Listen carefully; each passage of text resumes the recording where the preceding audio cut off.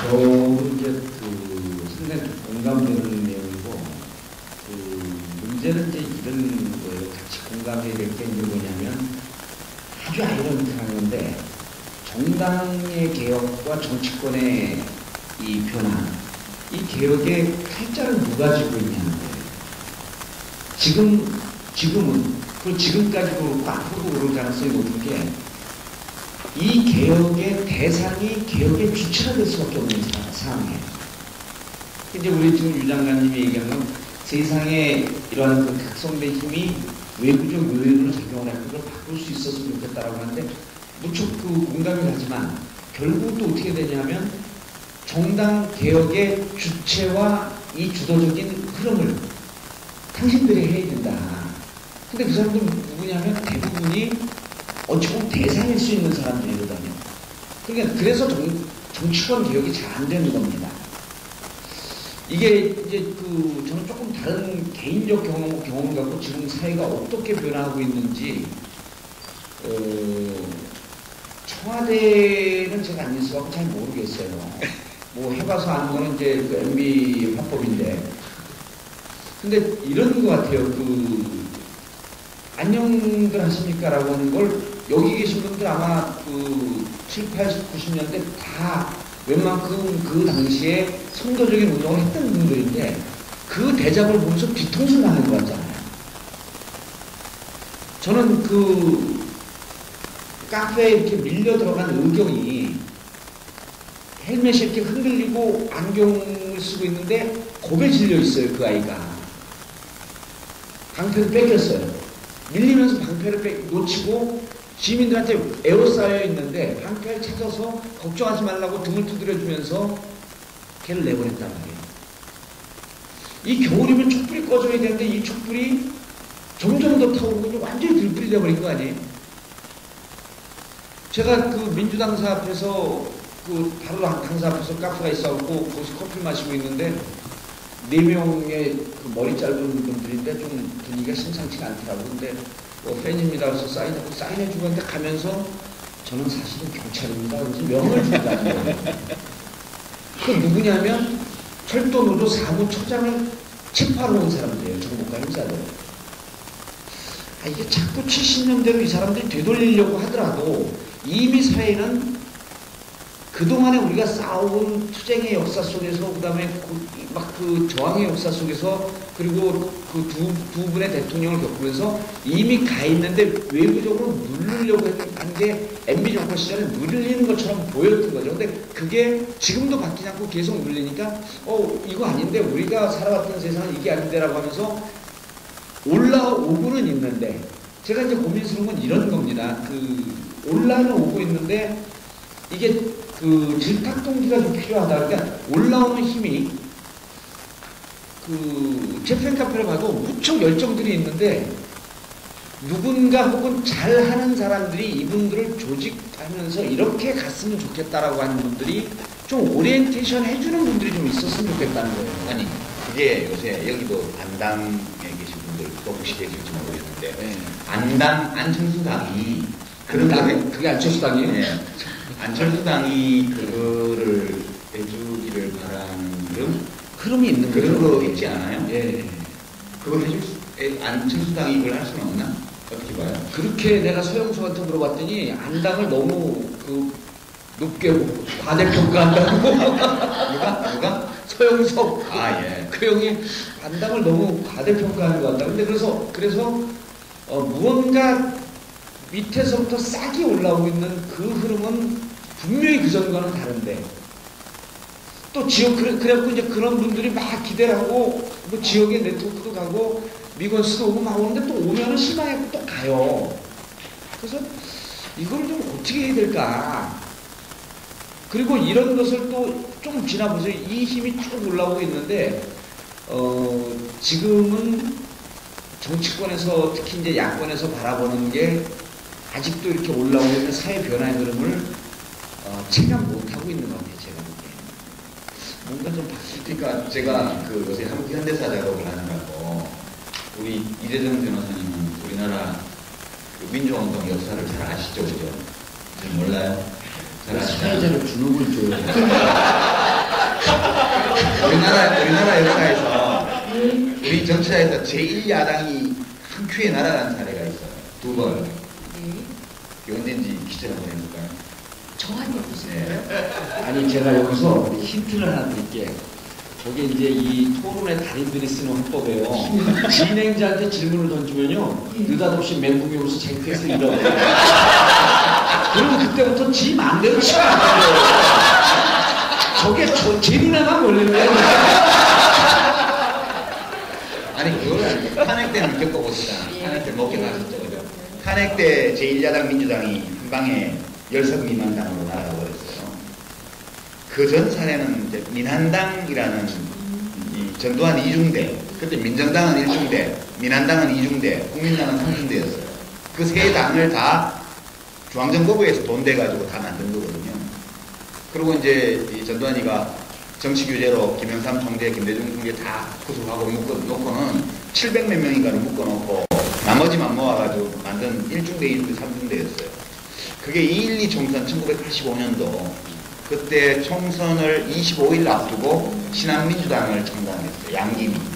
그래서 좀 기억나실 거예요. 그죠? 2.12 총선 1985년이요. 그때 단박에 그 29% 득표를 올리면서 제1야당으로 바로 올라오고 민한당이 제2당으로 짜부라지면서 의원들이 집단 탈당해서 신한민주당으로 넘어오면서 당이 그냥 붕괴해버렸거든요. 저는 민주당을 요즘 보면서 제가 민주당을 뭐 미워해서 이런 말을 하는 게 아니에요. 정말 그런 상황이 올지도 모르겠다.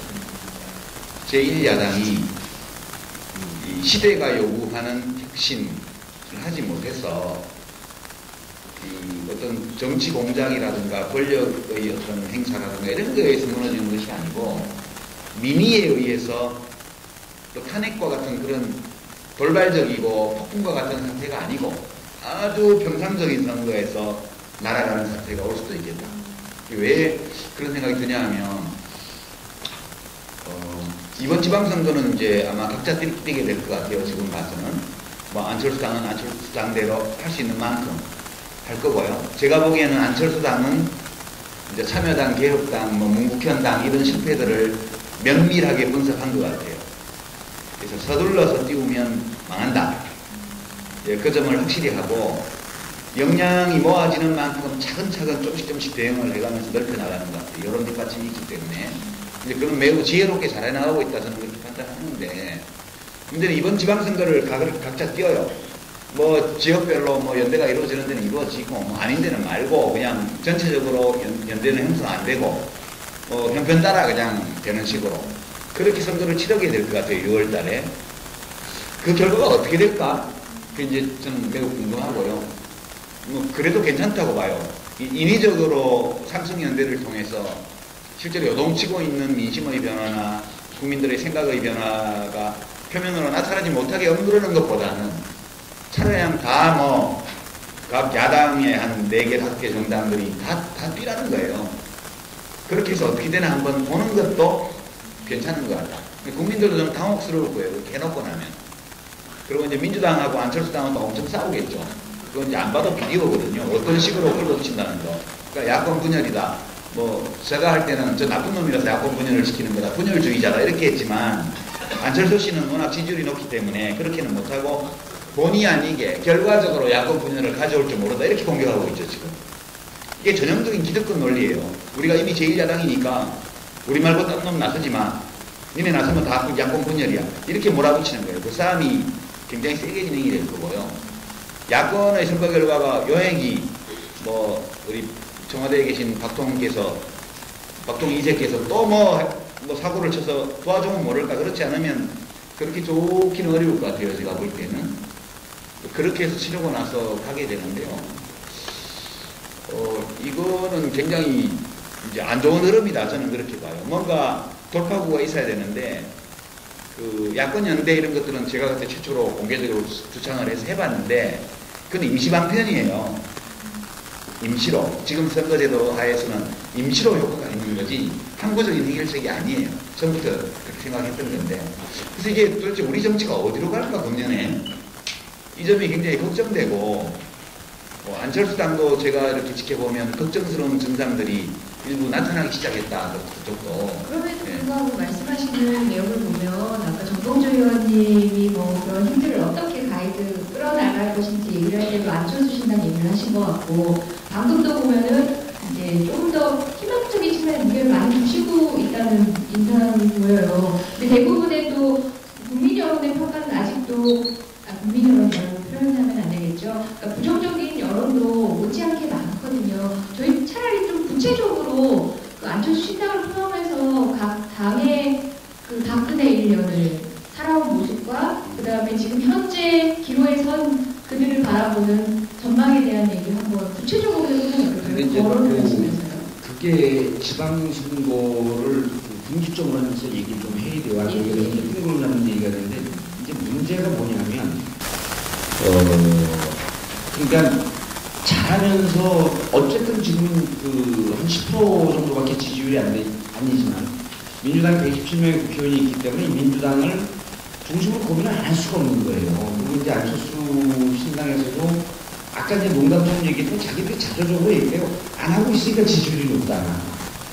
뭘 하려고 하면 지지율이 잠깐 빠질 것 같다라고 하는 우려 하나 하고 지역별로 이제 무슨 현상이 지금 빚어지는 게 저도 이제 그 유장관님 얘기한 대로 각자 이렇게 가면서 부분적으로 연대할 수도 있고 이렇게 하고 왜냐면 지방선거가 진검승부는 아니거든요. 그리고 지방선거 이후에 7월에 또 재보궐선거가 있잖아요. 이런 걸 통해서 저는 정치권이 개혁할 수 있는 우리의 현주소를 좀 바로 볼 수 있는 그런 그 계기를 좀 삼았으면 좋겠는데 한 10월쯤에 조사할 때는요. 그 지방 그 도지사 시장 이런 사람들이 민주당 디스카운트가 다 드러나는 거예요. 그러니까 그 우리 구청장들 서울시 구청장들 잘 알고 김용배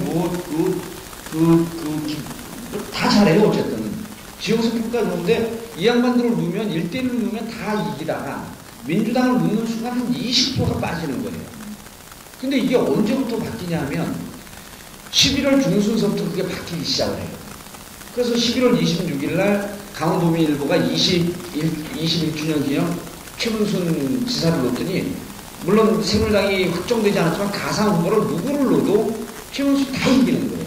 그리고 도정 그 수행 지지도 보면 68%가 나오고 민주당 디스카운트가 빠지기 시작하는 거예요. 이게 근데 그게 죄송한 말씀이지만 민주당이 잘해서 그런 게 아니고 이 촛불의 열풍 그다음에 그 박창진 신부 종교개혁 묶이는 거 국정 문제 이런 일을 쭉 가면서 시민들이 끌어올려주면서 이런 거예요. 도지사 최문순 도지사와 안희정 도지사, 박원순 시장은 이제 민주당 인사라고 안 보는 것 같아요.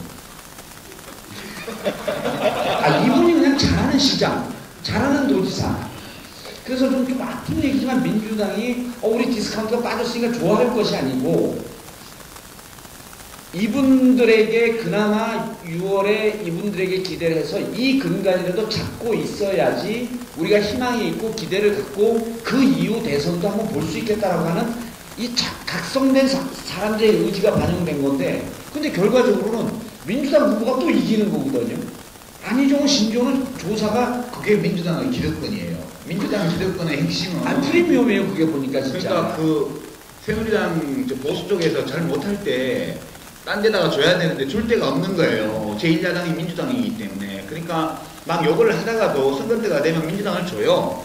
그러니까. 왜냐하면 센 후보가 거기에 많기 때문에. 그러니까 그걸로 민주당은 계속 먹고 사니까 근데 혁신은 안 되는 거지. 이런 거 여러분들 제가 이제 한 달에 한 번씩 여론조사를 해요. 백수지만 그 여론조사를 돈은 다른 사람이 갖고 있어요. 그래서 그분들에서 이제 주는데 광주시장 장하성 나오면은 안당이 그냥 이긴다 그러잖아요. 그렇지도 않아요. 장하성하고 강훈태하고 붙으면 압도적으로 이깁니다. 장하성 교수가. 근데 이용석하고 붙잖아요. 지금 박빙으로 이용석 조금 밀려요. 근데 이 선거가 막상 들어가면 지금 이제 우리 위원장님께서 얘기한 민주당 이 프리미엄, 기득권, 조직 이런 게 발동이 되면요. 광주에서도 안당이 이 장담을 못합니다. 그래서 저는 고통스러운 게 이 지방선거 막 각자 뛰는 거 좋은데 이걸 계기로 해서 반성하고 좀 어떻게 바꿔야 될 그 정당이 그렇게 안 하고 또 넘어가지 않겠느냐. 이게 무척 우려가 되는 게 사실은 힘은 그 정당이 잘해서 거기다 힘을 모아주는 게 아니고 여러분들이 안에서부터 뚫고 올라온 새싹 같은 힘이 밀어주는데 여기 이제 우리 원혜영 선배님 계신데 원혜영 선배님도 이제 여론조사 많이 하셨을 텐데 죄송한 말씀이지만 지금 그 김진표 그 의원님한테 한 발 뒤져가고 있습니다. 아이고 뭐 그 있는 대로 얘기를 해주는데 저는 그 더 잘 되실 거라고 믿고 이렇게 좀 긍정적으로 얘기해서 안 되는 바람에 정당으로 돌아가는데 제일 큰 후원자를 잃어버리는 거예요. 그런데 김문수 그 남경필 빼놓으면요. 김진표 우리 원혜영 두 분이 선배님 두 분이 또 다 이겨요. 이게 도대체 뭐냐는 거예요. 그래서 저는 이번 지방선거 각기 뛰는 건 좋은데 정말 정당이 새롭게 되는 그런 전기가 됐으면 좋겠다. 이제는 이번에 만약 민주당이 이 기회를 놓치면 안에서 있는 이 풀뿌리 힘은 무척 강한데 이것을 정말 정당이 받으려고 하는 이게 이렇게 입이 물을 불려오는데 그릇이 다 녹아갖고 깨지기 일보 직전인 것 같아요. 지금까지 안 되는데 갑자기 될 리가 있어요. 저는 그거 되려면 기대하기가 솔직히 돌아갈 수밖에 없는 것 같아요. 솔직히 저는 그거는 기대하기가 없다고 봐요. 저는 기대하기 어려운 정도가 아니라 그렇게 이 정도로 될 것 같으면 벌써 예전에 됐어요. 냉정하게 얘기해서 민주당의 혁신은 안 될 거라고 봐요. 저는 그냥 민주당은 오늘의 모습으로 앞으로도 계속 존재할 수 있고 존재할 수 있다고 봐요. 얼마든지. 그리고 그렇기 때문에 안 바뀔 거라고 저는 봐요. 그냥 그렇게 가는 거고 다만 이게 이번 지방선거 1년 10개월 후에 이제 국회의원 총선 대선으로 가면서 이제 어떤 평가를 받을 거냐. 저는 지금 사실은 지금 최악의 정치 구도를 갖고 있고 우리가 이거보다 더 나쁜 상황은 없다. 솔직히 그렇게 생각해요. 그래서 현상 유지보다 더 좋지 않은 건 없기 때문에 하여튼 뭐든 변화가 일어났으면 좋겠다. 이런 묻지마 변화에 대한 욕구가 안당에 대한 지지율의 상당 부분을 형성하고 있다는 거예요. 제가 만약에 평범한 유권자라면 골목시라나 안철수 밀래 이렇게 할 것 같아요. 그럼에도 불구하고 그런 선택이 쉽지 않다는 거죠. 저는 정치권에 발담지 않은 어떻게 보면 진짜 민주당 당원이세요? 아닙니다. 좀 많이 당황했어요. 아니 쉽지 않을 거라는 게 제 생각인데요. 저는 민주당 프리미엄이라고 얘기를 하시고 기득권이라고 얘기하지만 어쨌든 당의 이름은 바뀌어오는 과정에 저 그 긴 역사 동안 그 당을 지켜온 무언가 분명히 존재하고 있거든요. 그게 프리미엄이라든지 기득권이라고 치부되어서 그냥 무시하기에는 힘든 우리 정치사에서 지금 차지하고 있는 비중이라고 분명히 존재하고 그게 과연 털어내야 할 어떤 부분만인 건 아닙니까? 어떻게 그러면 개혁을 해 나갈 건지 안철수 신당으로서 그것들이 해소가 될 수 있는 건지 뭐 구체적인 것에 대해서는 많은 국민들이 안갯 속이에요. 잘 모르겠어요. 정치 공학을 모르는 입장에서는 민주당은 그냥 기득권으로 먹고 사는 것 같아라고 손쉽게 말은 합니다. 예전에 국회의원 정치에 대해서 토크할 때 국회의원만 흠법은 다들 있었던 시절이 있는 반면에 지금은 민주당만 흠법은 되는 것처럼 정치에 대한 얘기가 다 민주당한테 이러면 대부분 정치에 대한 비평을 다 끝에 보이는 그런 시국인데 정작 그러면 우리의 민주당 어떻게 해야 되는 건가요? 제일 야당으로서의 아성은 예측하셨다시피 당분간은 이런 구조로 계속 갈 테고 무너질 리 없다라고 말씀을 하신 것 같은데요. 저는 그 개혁이라는 게 내부적으로 당분간은 어려울 것이라는 말씀도 하셨고 해법은 물론 해법을 이 자리에서 손쉽게 얘기할 수 있다면 지금 이 상황을 목도하게 되지 않았겠지만 손쉽게 얘기할 수 있어요. 손쉽게 얘기할 수 있습니다. 예, 여러분 손쉽게 말씀하시니까 들을 수 있습니다. 그 지방선거까지는 그냥 쭉 가고요. 재보궐선거도 그냥 갑니다. 이게 왜냐하면 이제 정치권의 일대 혁신과 그 돌풍 소용돌이가 언제 오냐면 2015년 7, 8월쯤부터 오기 시작해요. 그때는 국회의원 선거를 딱 1년 남겨둔 거거든요. 그러니까 2008년 국회의원 선거를 앞두고 2007년 2월서부터 막 당이 흔들리기 시작을 하는데 그때하고 판단이 좀 비슷하다. 근데 그때는 어찌 보면 밖에 세력이 없었거든요. 밖에 세력이 없었는데 지금은 안철수라고 하는 그 힘이 존재하고 있기 때문에 이게 원심력을 발휘할 수도 있겠다. 그래서 그때는 어쨌든 15년 되면 국회의원 선거를 앞두고 그러니까 국회의원들이 움직일 때는 내가 다음에 기득권을 유지할 수 있을 것인가 말 것인가라고 하는 이 기점에서만 움직입니다. 죄송한 말씀이지만. 그리고 이제까지 그 지나온 역사는 그렇게 계속 보여줬어요. 그래서 2015년에 정말 소용돌이가 칠 텐데 이번 지방선거를 줬고 우리 그 이재정 변호사님이 그 우려하는 것과 반대로 안당이 2015년까지 튼튼한 모습을 지켜주고 있으면 태풍의 중심이 그쪽으로 갈 수 있다. 는 그런 생각을 좀 해보는데 현재로서는 저는 안당이 지방선거로 과연 또 잘 치르겠느냐 이것도 좀 미주시죠. 그러니까 손쉽게 얘기할 수 없네요. 저도 진단은 비슷한데 이제 지방선거 때까지는 무슨 변화가 일어날 리가 없다 저는 그렇게 봐요. 그렇게 그냥 가고 이제 민주당은 계속 야권 분열 프레임을 가지고 다른 야당을 견제하면서 제1야당으로서 뭐 제가 부당한 무슨 기득권이다 그렇게 얘기는 안 했어요. 그냥 기득권이라고 한 거죠. 기득권 중에는 정당한 것도 있고 또 정당성이 없는 것도 있고 그래요. 근데 이제 민주당이 가진 모든 제1야당으로서의 기득권이 다 부당한 거다 저는 그렇게 생각하지는 않아요. 상당 부분은 역사적으로 축적되어 오는 거라고 저는 보기 때문에 그렇게 갈 거고요. 안당은 안당대로 아마 후보를 아무나 막 많이 내지는 않고 자기들이 볼 때 이 정도면 우리 쪽으로서는 괜찮지 않습니까? 국민들한테 체면은 최소한 세울 뿐만 아니라 좀 자랑할 수 있습니다. 떨어지더라도 이럴 수 있는 정도의 후보가 선대들 후보를 내겠죠. 그렇게 하면 이제 뭐 정의당이나 노동당이나 통합진보당은 또 뭐 많지는 않아도 자기들 낼 수 있는데 또 내서 이렇게 후보 그렇게 해서 복잡하게 시끄럽게 그렇게 지방선거를 치를 거예요 아마. 그러나서 이제 총선이 1년 10개월이 남는데 또 뭐 보궐선거 이런 거 해봤자 큰 변화 없을 거고요. 이제 총선에 임박해서 국회의원들이 이대로 가면 내가 떨어지겠네 라는 위기의식이 왔을 때 그때 이제 정당의 변화가 일어나죠. 항상 그렇게 저는 생각을 하고요. 지금 이제 이렇게 국민들의 의식의 변화라든가 문화의 변화가 진행된다고 해서 이것이 정치 구도에 그냥 반영되지는 않아요. 타임렉이 시간적 지체가 항상 있기 때문에 이 6월 항쟁이 성공하고 나서 정권교체까지 10년이 걸렸잖아요. 그죠? 87년도에 6월 항쟁 했는데 정권교체는 10년 후에 97년을 했잖아요. 그거 비슷한 거라고 저는 봐요. 항상 타임렉이 있는 건데 지금 이제 그렇게 진행이 될 거고 다만 이제 이런 시민들의 생각의 변화나 요구의 변화, 소망의 변화가 제때 정치에 반영되지 못할 때 그때 무슨 일이 벌어질까? 이제 그게 좀 저는 좀 구경거리다 이게. 그러니까 이게 지방선거에서 나타나기 좀 어려울 거고 시간적으로 봐도 다음 총선이나 대선에서는 어떤 형태로든 나타날 거라고 봐요. 그리고 이제 작은 진보 정당들은 사람들을 위해서 열심히 싸워요. 근데 이제 대신해서 열심히 싸우는데 힘이 없어서 싸우는 게 잘 안 보여요. 그래서 그 사람들이 나를 위해서 나를 대신해서 싸우고 있는지 없는지를 사람들이 몰라요.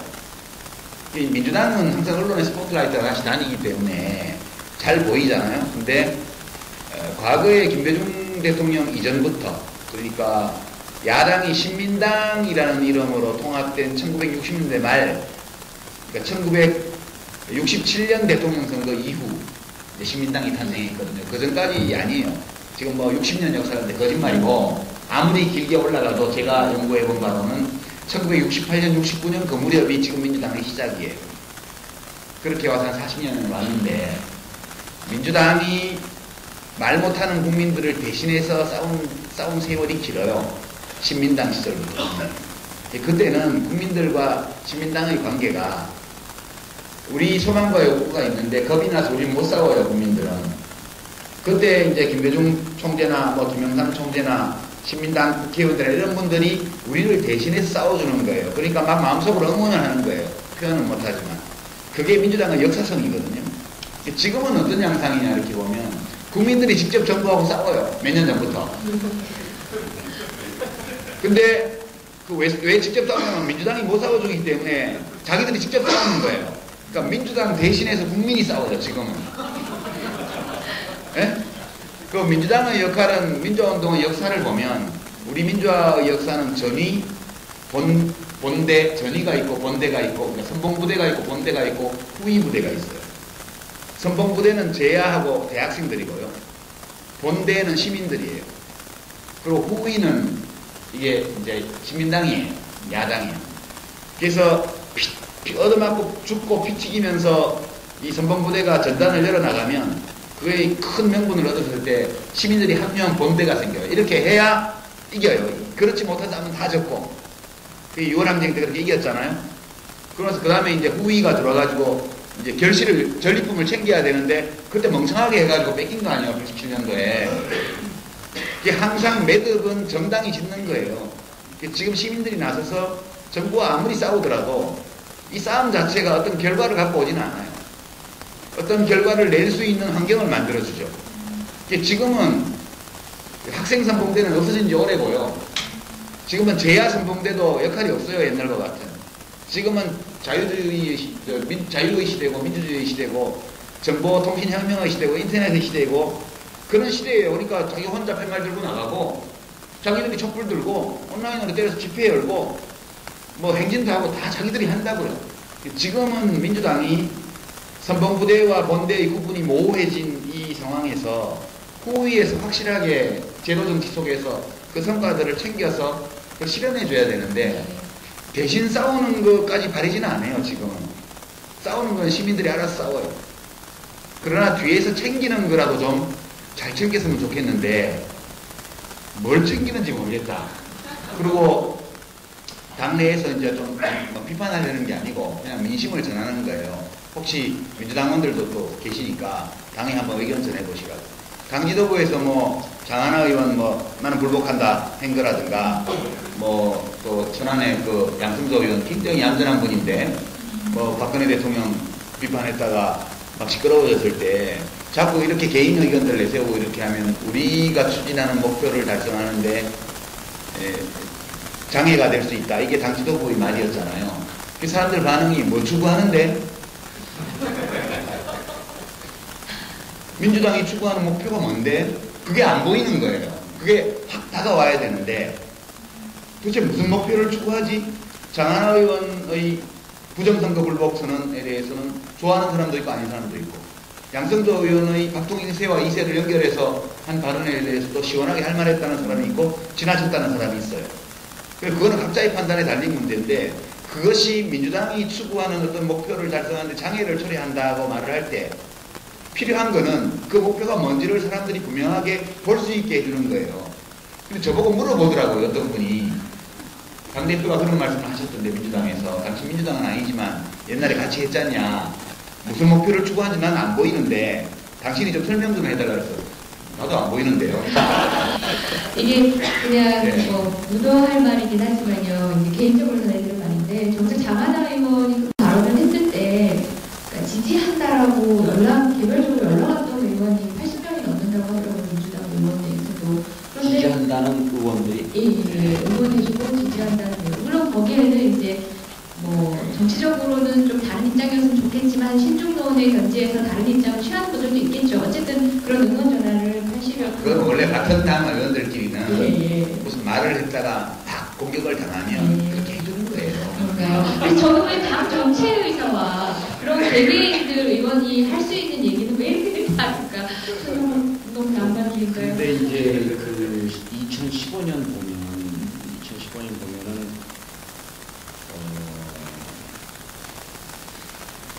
이제 사실 지금 뭐 전이 군대 이렇게 설명을 하셨는데 지금 이 국정원 문제는 임계점을 넘어섰어요. 그러니까 계속 두려워했던 게 11월쯤 됐을 때 우리가 학습 효과가 있잖아요. 2008년 소고기 때문에 촛불을 들었을 때 일단 좀 그 무모하게 공식적으로 좀 무모하게 된 게 한 그 광화문에서 90며칠 동안을 날마다 했거든요. 근데 이제 그 학습 효과가 이번에는 주말 촛불로 온 거예요. 근데 11월에 이게 꺼질 것이다. 그래서 다들 두려워했는데 그 기획을 청와대에서 하다 보니까 학창심 신부를 종북의 두목을 몰아버리니까 과연 진짜 청와대 뒷산에서 그분께서 혼자 촛불 들고 있는 거 아닌가 싶어요. 모든 기획을 거기서 다 해줘. 종북의 두목으로 몰면서 5대 종단하면서 촛불이 확 타오른 거 아니에요. 근데 이제 2015년 되면은 이제 저는 우려하는 게 이렇게 좀 갔으면 좋겠다는 거 시민 정치나 이 참여 네트워크도 공학으로 자꾸만 이 정치권은 공학으로 움직이는데 이 시민들의 이렇게 올라오는 열기 때문에 2016년도에는 이분들하고 같이 가지 않으면 좀 상당히 위험해지겠다. 라고 하는 생각, 선거 때는 개별 의원들은 다 그렇게 생각합니다. 그러니까 선거 때만 되면 미건수를 제일 두려워해요. 미건수 가서 좀 도와주면 당선될 것 같은데. 왜냐면 열성적으로 뛰는 분들 아니에요, 그분들이. 여기 계신 분들 열성적으로 뛰고. 근데 이제 저는 2008년 그 초에 보면은 그 전서부터 이제 문성원 선배가 백만송이, 백만 밀란 이걸 하고 그랬었는데 좀 급히 좀 만들어진 경향이 있잖아요. 지금도 쭉 오고 그러는데 오히려 이렇게 시민 활동하고 그러는 분들도 좀 멀리 보면서 좀 가자. 2015년에 정당이 우당탕탕 되고 그럴 때 지점은 어디냐면 2016년 국회의원 선거거든요. 또 지점은 2017년 대통령 선거거든요. 이럴 때 결국은 정당에서는 시민사회나 이런 그 풀뿌리 운동을 하는 사람들 눈치를 안 볼 수가 없습니다. 이럴 때 우리가 어떻게 좀 모여있고 어떤 역할을 하고 있는 게 그들의 눈에 보일 때 이걸 좀 받아들이려고 노력을 한단 말이죠. 그러니까 그 아까 유 장관님께서도 얘기해 결국은 이 사회의 변화라고 하는 것은 전리품을 챙기든 혹은 정당의 조직을 바꾸든 정당이 변해야 되는데 이 시점이 저는 2015년서부터 흔들리기 시작을 하고 2016년도에 결국은 또 아주 공학적으로 보시면 2016년도에 누구를 공천할 것인가라고 하는 게 가장 중요한 거 아니에요. 2017년도에 어떤 대선 후보를 만드는 과정을 어떻게 거쳐갈 것인가. 그래서 이런 부분에 대해서 그 전에 이제 그 김대중 대통령 시절 보면 계속 그 젊은 피 수요일이라든지 그게 뭐냐 하면 야권에서 힘을 받으려고 하지만 이 야권, 이 제야라고 하는 것은 결국은 시민들의 조직된 힘이 하나의 조직으로 뭉쳐 있었던 거거든요. 근데 이제 지금은 이렇게 뭉쳐 있는 힘이 어떻게 정치권에 반영될 것인가라고 하는 것에 대한 고민. 그러나 그 여기서 이 시민 활동을 하는 사람들이 이제는 정치가 세상을 바꾸는 것보다도 이 시민 조직이 세상을 바꾼다라고 하는 그런 걸 판단하면서 정치권을 다 이렇게 그전에는 만들어 놓고 넘어가고 그러니까 제야의 이 그 시민사회 운동의 뿌리가 자꾸 없어진 거라는 거죠. 지금은 이렇게 만들어진 힘이 정말 정당을 견제하고 정당이 제대로 갈 수 있게끔 이쪽은 이쪽대로 자기의 존재의식을 갖고 이렇게 만들어지는 게 2015년, 2016년, 17년을 좀 보면서 갔으면 좋겠다. 라는 생각을 해봅니다. 근데, 그리고, 이제 좀, 얘기하다 보니까 답답하지. 예, 그래요. 이게 정치를 이렇게 전망을 해보면, 전망을 하려고 노력하면 할수록 답답해져요.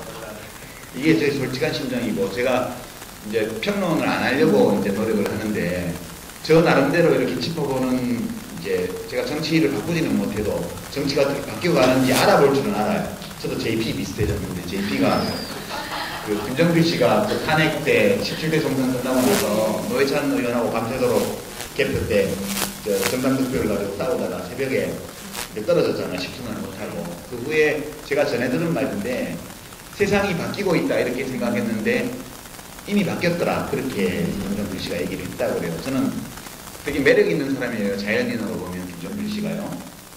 그 5.16 하고 나서 박정희 대통령 국가재건 최고회의 의장이 이제 민정이양 약속을 번복하고 대통령 출마해서 당선되고 한 달 후에 이제 서울 물리대에 가서 2년 후에 그 국가보안법 내란 음모 혐의로 집어넣은 민족주의 비교연구회 학생들하고 토론회를 하잖아요. 김정필 씨가. 그 토론회 그 자료를 보면 되게 멋있어요. 그 30대 때인데 김정필 씨가요. 그 서울대학교 운동권 핵심들을 하고 공개 토론에서 안 밀리거든요. 그래서 저는 그 자료들을 보면서 이 사람이 되게 멋있는 사람인데 30대 때 나름 쿠데타 참모긴 하지만 그리고 거의 40여 년을 2인자로 정치를 품위하면서 이제 은퇴를 하신 분인데 회고록도 안 쓴다고 그러고 제가 평전을 굉장히 쓰고 싶은 사람이에요. 김정필 씨가 사실은 우리 정치사에서 평전을 쓴다면 제일 매력 있는 인물이 김대중, 노무현 두 사람이지만 그 다음으로 매력 있는 인물이 개인적으로. 톡쇼니거든요. 근데 저도 이제 이게 제가 뭘 할 수는 없어요. 그렇지만 이렇게 보면 이렇게 진행이 될 것 같다 그런 느낌은 와요. 오는데 그거를 이렇게 뭐 말하는 게 제 일은 아니니까. 근데 이렇게 어떻게 짚어봐도 좀 답답해요. 이렇게 시나리오 A, 시나리오 B, 시나리오 C 이제 확률 뭐 50%, 30%, 20%로 이렇게 해봤는데 A, B, C 시나리오 중에 속 시원한 게 한 개도 없어요. 저는 그렇게 생각합니다. 지금. 그래서 뭐 변화가 일어날 수 있지만 안 일어날 수도 있다고 봐요. 제가 지금 생각하는 것은 최악의 상황에서도 우리 시민들이 자기 삶을 의미 있게 살아가는 게 제일 중요한 시기라고 저는 생각을 합니다. 이게 잘 되면 운이 좋으면 제가 지금 개인적으로 예측하는 시나리오와는 다른 어떤 것이 생길 수도 있겠죠. 그러나 그렇지 않더라도 좀 다 답답한 ABC 중에 하나로 가더라도 또 괜찮을 거라고 생각해요. 이게 확 좋아지기를 너무 바라지 말라는 거예요. 안 좋아질 수 있어 별로. 그렇게 생각을 하면서 우리 정치 구조나 정치 상황이나 정당들이 본질적으로 현재의 모습과 거의 달라지지 않는 상황으로 계속 앞으로 갈 수 있어. 그러면서도 전국교체는 될 수도 있어. 돼도 속 시원한 전국교체는 안 될 거야. 이런 생각을 하면서도 우리가 살아가야 되잖아요. 이제 그럴 때 제가 지금 생각하는 거는 혁명은요 거리에서 일어나는 게 아니라는 생각이 많이 들어요. 혁명은 집단에서는 절대 혁명을 못해요. 혁명은 집단이 하는 것도 아니고 제도가 하는 것도 아니라는 생각이에요. 혁명은 각자의 마음속에서만 일어날 수 있다. 저는 그렇게 생각합니다. 거리에서 스크럼을 짜고 충돌하고 폭력이 난무하고 혁명이 일어나고 이게 혁명인 것 같지만 사실은 그것들은 이미 마음속에서 이루어지는 진혁명을 확인하는 절차에 불과하다고 저는 봐요. 그럼 현재 우리 시민들의 상태, 대한민국 국민들의 상태가 어떠냐 하면 혁명이 필요한 상태라고 저는 봐요. 우리들 자신이 각자의 마음의 혁명을 하는 만큼 정치권의 변화가 올 거다. 그냥 그렇게만 포괄적으로 생각을 하고 기대하고 있는 바를 정치인들, 정당들이 충족 안 해준다고 해서 미워하거나 혐오하거나 아주 절망하거나 그러지 말자고요. 87년 6월 항쟁 이후에 우리가 대통령 선거 36%밖에 못 받은 노태우 씨한테 대통령자를 뺏기고 양기인이 합쳐서 55%를 받았는데 멍청하게 온 국민의 요구를 외면하고 그 정치 위대한 지도자들이 실수를 하는 거 아니에요. 그런 게 다 정치거든요. 그렇다고 해서 양김을 미워하는 게 좋은 일이었느냐? 그건 아니었다고 보는 거예요. 원망도 하고 비판도 하지만 미워할 필요까지는 저는 없다고 보는 거예요. 지금은 그런 뛰어난 지도자들은 없지만 그래도 야권에 이런저런 정당이 있고 리더들이 있지 않습니까? 그분들이 아마 여기 참여해서 이렇게 돌아와 계신 분들이 소망하는 정치를 못 보여줄 거예요. 그 한 반, 잘하면 60%, 70%까지는 몰라도. 그럴 때 미워할 것까지는 없다고 저는 생각을 해요. 그리고 우리들이 살아가면서 얼마큼 각자 마음의 혁명들을 할 거냐. 그리고 내가 일으킨 마음의 혁명을 어떻게 내 생활 공간 속에서 만나는 다른 사람들에게 또 전해시킬 거냐. 이제 그런 문제들에 대해서 고민하는데 더 많은 시간과 노력을 쓰는 것이 시민정치의 입장에서 보면 훨씬 더 안전한 투자 전략이다. 저는 그렇게 말씀드리고 싶어요. 두 분께서 말씀을 시작하던 처음부터 지금까지 사실 이제 이 전망 부분은 현실 회복부터 시작해가지고 이렇게 기승전결을 가지고 가야 되는데 처음부터 이렇게 결의해나가는 얘기를 계속 처음부터 말씀하셨고 지금도 이제 그런 이제 말씀을 해주셨는데 제가 마지막으로 뜬금없이 감동적인 것을 하나만 더 붙이고 정말 궁금해서 제가 여쭤보고 싶어요. 예, 주니까 또 못 쓰겠네. 정작 우리가 또 꿈을 키워왔던 또 다른 것 중에 하나가 진보정당이었어요. 저는 물론 또 이제 정당의 한 당원으로서 또 역할을 하고 계시기도 하지만 통합진보당 같은 경우는 지금 정당 해산 심판 청구로 인해 가지고 헌법재판소의 결정을 기다리고 있는 입장이고 상당한 위기감이 정말 들고 있는 현재입니다. 근데 진보정당의 역사 역시도 시민정치를 논하기 이전에 우리한테는 정말 애써 어렵게 키워온 역사들이거든요. 어떻게 보십니까? 그런 예. 저는 그 진보정당 얘기는 이제 부장님께서 하시고 저는 이제 어떻게 살 것인가 이제 첫 특정으로 내용을 광고를 하는 것 같은 느낌이 드는데 그런데 이런 거가 있는 거 현실적으로 어떻게 살고 끊임없이 마음속으로 혁명을 하고 다 잡고 그러는데 저희가 이제 벽에 자꾸 부딪히잖아요. 그러니까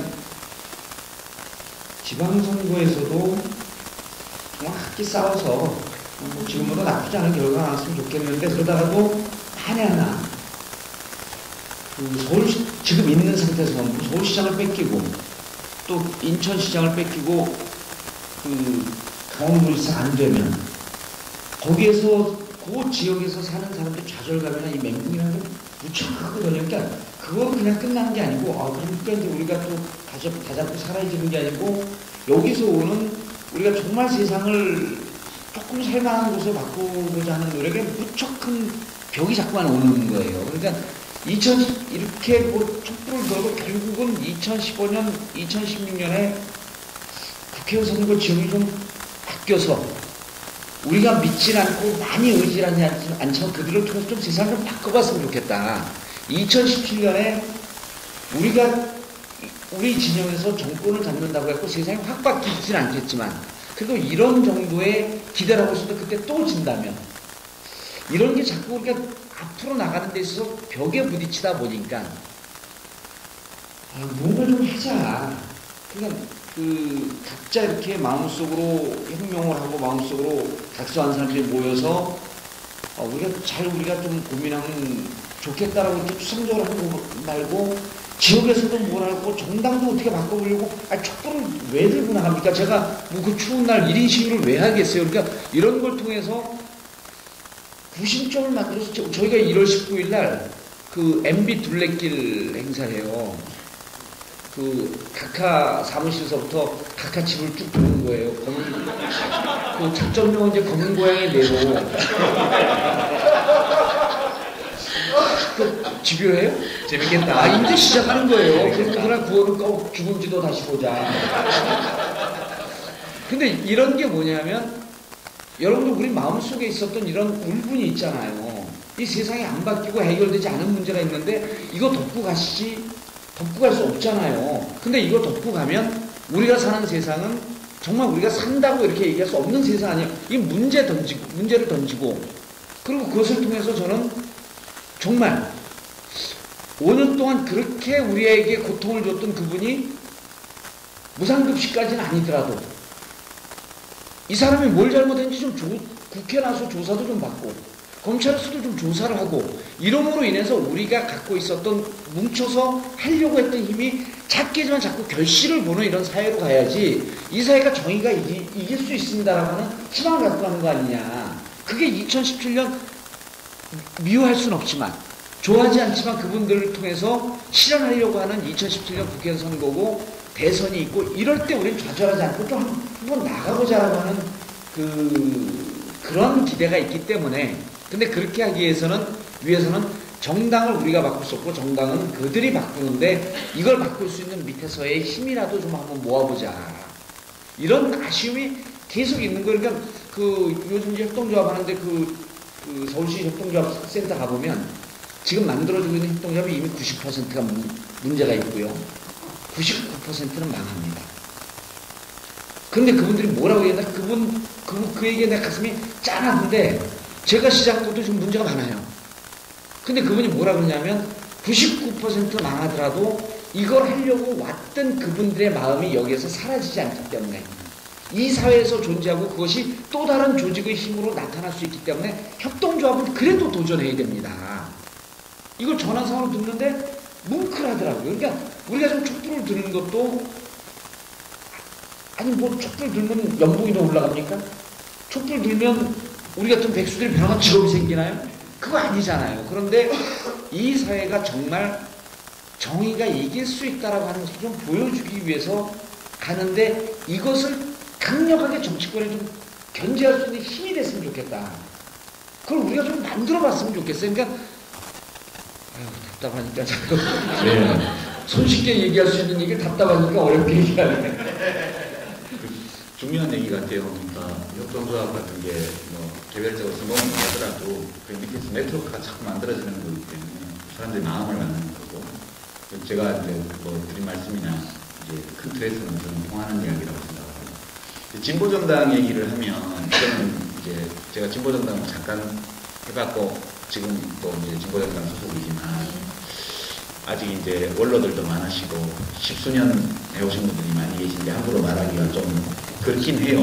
근데 그럼에도 불구하고 이제 좀 말씀을 드리자면 1980년대 생각이 많이 나요. 저는 정치를 하면서 이제 그 생각이 많이 났어요. 옛날 열린우리당 할 때도 계속 그 생각이 많이 났었고요. 1986년 5.3 인천 사태라는 게 있었어요. 그때 86년 초부터 시민당이 개헌 청원 100만, 1000만인 서명운동을 하는 그 국민대회와 그 사무실 현판식을 한다는 명분으로 서울서 시작해갖고 뭐 부산, 대구, 광주 찍고 대전, 청주 거쳐서 인천 온 게 5월 3일이었어요. 강병수 의원 잘 기억하시겠다. 그날 인천 시내 전체가 아수라장이었어요.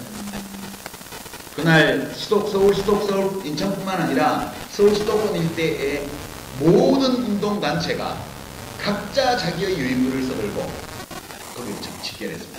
그때 저는 이제 홍보팀, 우리 비합법 조직의 홍보팀 유인물 담당으로 있었기 때문에 우리 유인물을 만들어서 배포조한테 주고 현장에 가서 어떤 유인물이 출소한 지 얼마 됐을 때요? 출소한 지 얼마 됐을 때? 그때 출소한 지 뭐 그때도 한 1년 정도 못됐죠. 한 6개월. 유선배님 계속 말씀하시고요. 그 인천 전체가 다 사람이 모여있는데 여기 무대에서 여기저기서 막 집회들을 해요. 그렇지. 근데 저는 이제 그때 민통령 소속이었으니까 네네. 한참 가다 보니까 사람들이 막 모이니까 막 박수를 치고 오는데 어떤 사람 혼자 막 떠들어요. 보니까 내가? 아니 메인 무대는 저쪽에 있는데 그 안희대라고 돌아가신 분 기억나시죠? 네. 그분은 분수대 올라가고 나가자 동지들이 와서 막 흥분하고 운전을 잘하시잖아요. 하고 있는데 저 구석에서 막 누구 사람을 불러놓고 좌파를 보고 장사를 잘하고 있어. 그게 어디 유창가 있죠. 저는 오늘 기억 안 나는데 저희 팀이 5명이었는데 주요 업무가 다른 단체에서 나온 유인물을 전부 수집하는 거였어요. 왜냐하면 비교 분석을 해야 되고 해서 우리 거를 다음에 더 잘 만들어야 되니까. 그래서 이제 1호선 전철을 타고 동인천역에서 내려가지고 석바위 근처에서 우리는 하루 종일 다녔는데 그때 제가 이제 어떤 느낌이었냐 하면 야 진짜 정신없다. 이게 우리가 60종 정도 유인물을 수거가 아니고 수집해온 것 같아요. 근데 정말 기기묘묘한 단체 이름이 다 있더라고요. 무슨 인천 노동자연합 이런 거는 아주 점잖고 큰 단체고 뭐 온갖 자생적인 그런 좌파 그룹들이 요즘도 집회하면 무슨 공산당도 있고 뭐 다 있잖아. 뭐 혁명 이런 것도 흘러다니고 정말 유인물을 모았는데요. 거기가 그때가 이제 국본이 생기기 전이에요.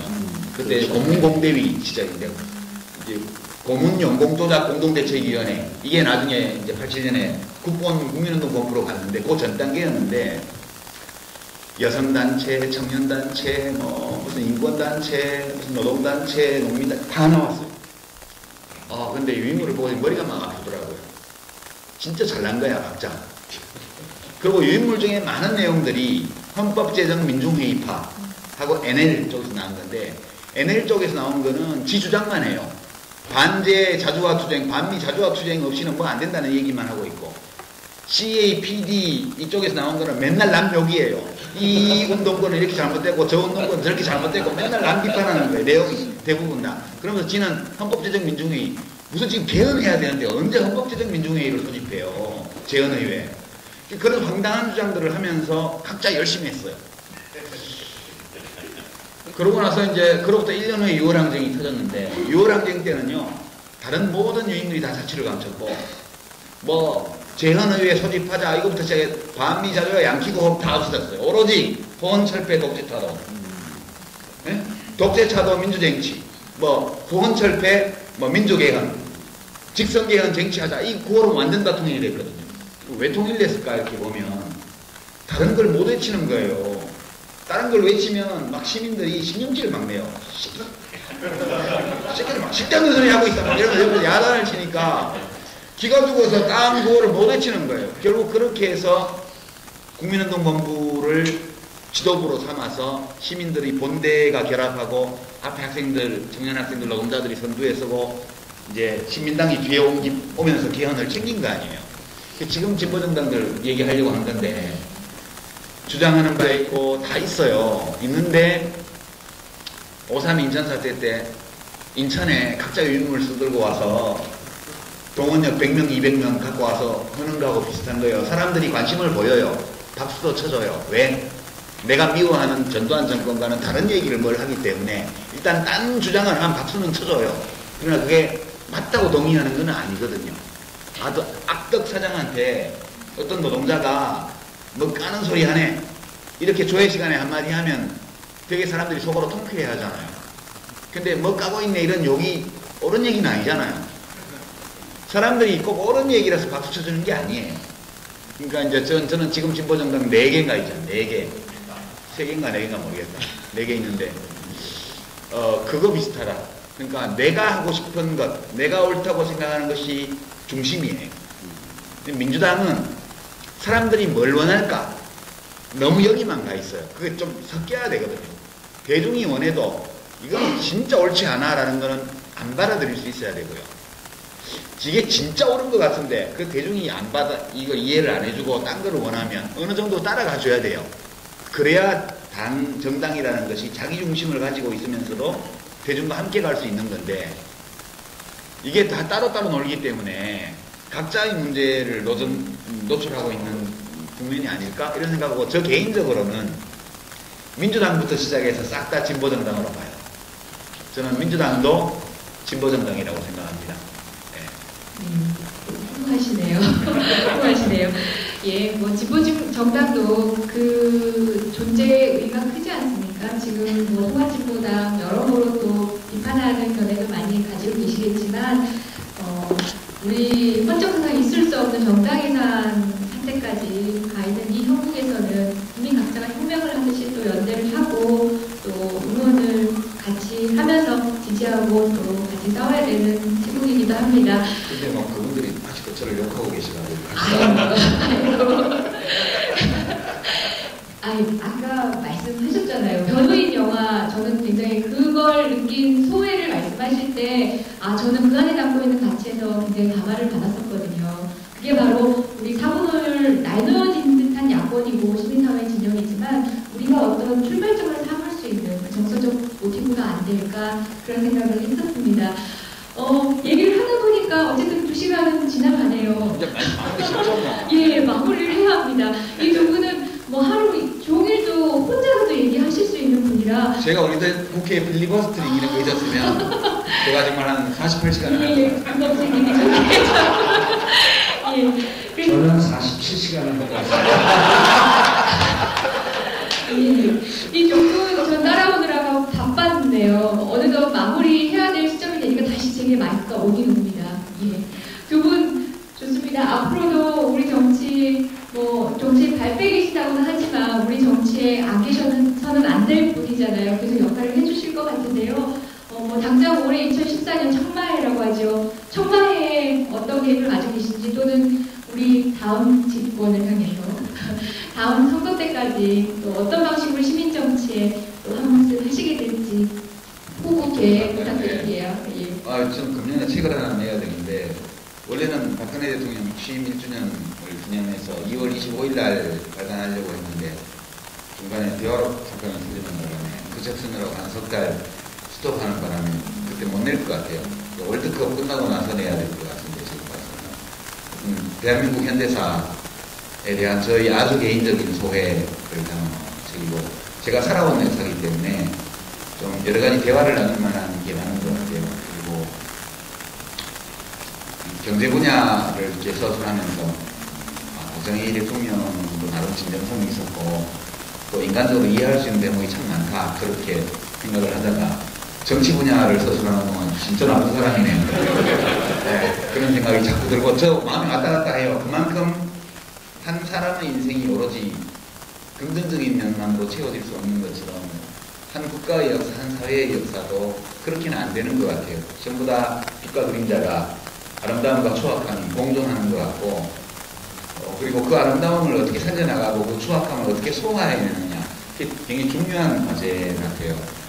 그래서 저 개인적으로는 이제 우리 1470만 명, 2번 지난번 대통령의 2번에 찍은 분들이 1470만 명인데요. 그 중에 아주 열렬하게 뭘 하신 분들이 한 10%로 보면 147만 명이잖아요. 그 147만 명이 지난번 대선 때 1번을 찍은 147만 명을 앞으로 4년 동안 한 사람씩만 이렇게 전향시켜내면 147만 명 이쪽으로 넘어오잖아요. 그러면 한 6% 정도 차이로 이쪽이 이길 것 같아요. 그래서 앞으로 4년 동안 또는 뭐 그 전에 2년 후면 또 총선이니까 2년 반 후면 여하튼 1470만 명 중에는 그냥 누가 찍으라 그래서 찍은 분들도 많이 있으니까 자기가 진짜 깊이 생각해서 확신을 가지고 찍었던 사람을 10%로 본다면 그분들이 자기 주변에 1번 찍은 분들 중에 별로 확신 없이 찍은 분들 있잖아요. 1번을. 그런 분들을 1인당 한 명씩만 친구로 만들면 저는 바꾼다고 봐요. 그러니까 공학이나 정치공학이나 선거공학이나 전략이나 이런 거는 정치하시는 분들이 하고요. 또 정치 분야에 종사하시는 분들은 또 그것도 하시되 우리 평범한 시민들은 자기 생활 공간 안에서 지난번에 1번을 찍은 사람 한 명씩만 4년이 남았어요. 아직. 싸워서 되면 싸워서 하고요. 매물로 되면 매물로 하고요. 그 다음에 인간적인 교류를 통해서 가능하다면 그렇게 하고 불법적이고 폭력적이고 부도덕한 방법만 아니라면 저는 심지어는 불법만 아니라면 좀 부도덕해도 된다 이렇게 생각하면서 결국 제일 중요한 것은 감정의 교류를 통해서 나를 이해하게 만들면 그러면 된다고 보는 거거든요. 그거를 4년에 한 명은 할 수 있지 않을까요? 그렇게 생각하고 좀 우리가 해나간다면 그러면 역사의 변화라는 것은 기적처럼 어디 위대한 사람들만이 만드는 것이 아니고 우리처럼 평범한 사람들이 할 수 있다 이렇게 저는 생각합니다. 대구에서도 그렇게 하면 2배로 오르잖아요. 그런 게 희망이고 저는 많은 분들이 그리 하시려고 봐요. 그리 하시려고 보고 그런 분들의 눈에 보이지 않는 누구도 알아주지 않는 노력이 모여서 역사를 바꾼다. 정치를 바꾼다. 이 말씀을 드리고 싶고 빨리 안 바뀌어도 절망하지 말고 웃으면서 길게 숨쉬고 그렇게 갔으면 하는 소망을 말씀드립니다.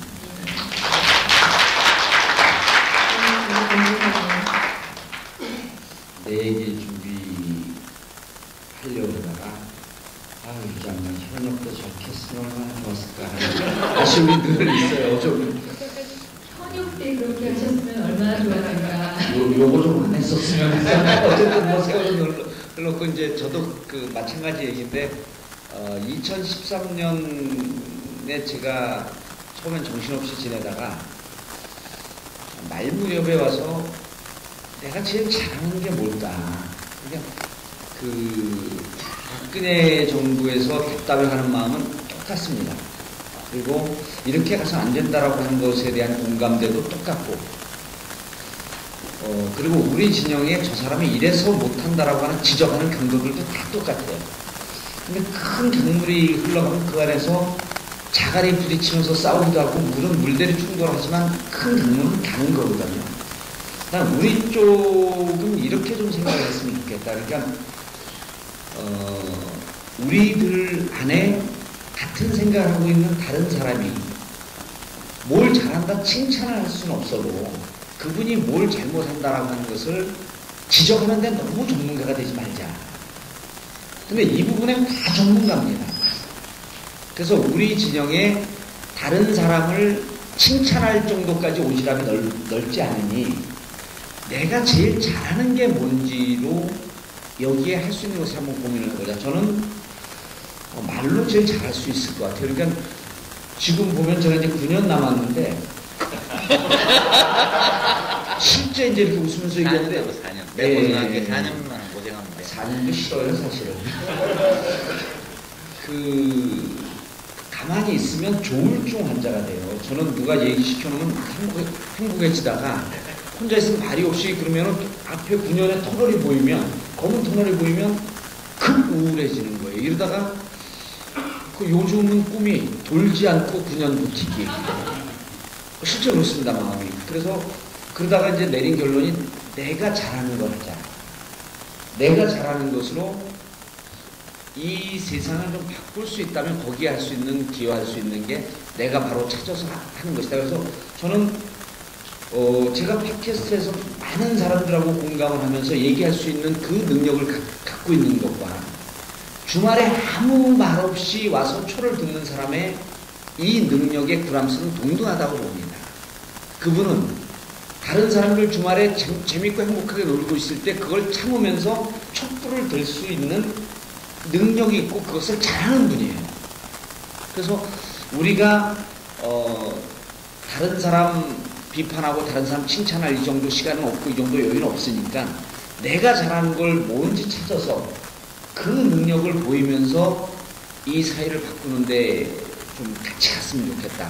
그러다 보면 옆에 있는 사람 문제가 많이 좀 안 보일 수도 있을 것 같고, 이렇게 이제 한 2시간 정도 얘기하고 우리 원혜영 선배님 여기 계신데 민주당 얘기 계속 하고 그러는데 돌아서면 무척 부끄러워요. 이게 사실은 누워서 침 뱉고 내 얘기를 한 건데. 그래서 저도 이제 앞으로는 이제 유 장관님 말씀 잘 듣고 그분들하고 사귀기 위해서 종편도 열심히 나가요, 요즘에. TV조선은 그래도 안 나가고 버티고 있는데 TV조선도 라이브는 나갈게요. 편집 안 하면 나가고. 네, 확실히 이전 이 봉도사는 네. 나보다 훨씬 품이 넓어요. 난 죽어도 거긴 못 나가요. 아니, 저도 지금까지 못 나갔는데 쾌도나 하면은요, 나가고 전화번호 공개하니까 6천 건의 문자가 오는데 그분들이 99%가 저를 싫어했던 분들이에요. 아니, 또 채널 A인데, 그래서 채널 A도 라이브기 때문에 나가요. 나도 나갈까? 괜찮아요. 그래서 그리고 라이브는 나가도 돼요. 그래서 그분들이 그래요. 낙검수 보고 참 싸가지 없는 인간인 줄 알았더니 싸가지 있네 그래요. 그럼 제가 수국골통 어르신 감사합니다. 자기가 그래, 나 보수골통인데 보수골통 어르신 감사합니다. 이러고 소통이 되는데 제가 그래서 한 5천 명을 설득한 것 같아요. 많이는 못한 것 같고. 뭐 위대한 정신이 아무나. 그래서 우리가 여기 계신 분들이 이 토요일날 시간 내서 여기 참여하는 게 잘하는 거거든요. 그러니까 우리가 잘하는 거를 하면서 좀 이렇게 기여하면서 세상을 바꿀 수 있도록 노력을 하자. 그러면 좀 더 좋은 날 오지 않겠는가 하는 기대를 해봅니다. 감사합니다. 네, 진행을 마무리하는 다음에 시간이 되겠지만 2시간 내내 제가 댓글 지워본 적이 별로 없어가지고요. 제 얘기를 잠시만 말씀드릴게요. 하루에 12번 희망을 가졌다가 또 절망에 좌절도 했다가 그러고 있는 시기인 것 같아요. 147만 명을 설득을 해보자라고 말씀하셨고 또 채널에 나가서 태도남바 나가서 5천 명을 설득했다고 얘기하시는 얘기를 들으니까 문득 생각이 나는데요. 남공수다가 국민 참여재판으로 무죄를 받았습니다. 그 현장에 제가 변호인으로 참여를 했었는데요. 그 참여 배심단 모두가 우리 편이 아니었어요. 처음 보면 이틀 내내 재판을 진행하는 동안 저 사람은 우리 편이 아닌 게 확실하다라고 생각한 사람이 과반이었습니다. 그렇게 생각할 때 재판의 결과는 예측하기가 쉽지 않았습니다. 그분은 기본적으로 검사님이 지키고 있는 가치라는 것에 더 동의를 하시는 분들이었거든요.